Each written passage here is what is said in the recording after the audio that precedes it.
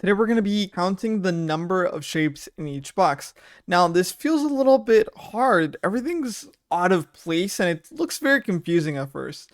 But how do we solve this? How do we do this easier, right?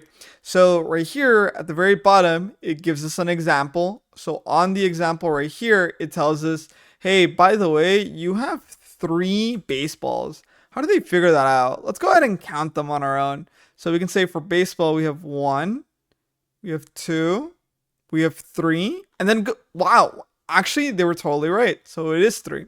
So how do I count the basketballs? Probably the exact same way. So to do that, all I have to do is I simply go ahead and put a number right beside it, as it'll be a lot easier to keep track of how I'm counting. So I'm gonna go ahead and say this is 1, this is 2, this is 3, this is 4, this is 5. If you counted it in a different order, that's totally fine, right? Now we have to go ahead and look at the number that we got last. The last number that we counted was 5.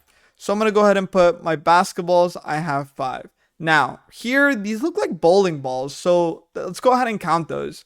So for the bowling balls, I have 1, 2, 3, 4, 5. Nice. It's actually the exact same amount as the basketballs, so it also makes it a little bit easier to make sure that we're counting properly. Now, we can also go ahead and see that we have a football here, so let's go ahead and count that. We have 1, 2.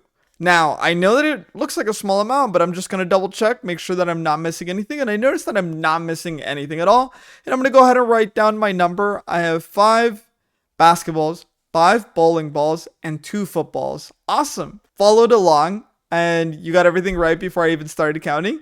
You're doing amazing. 100 for you. Good job.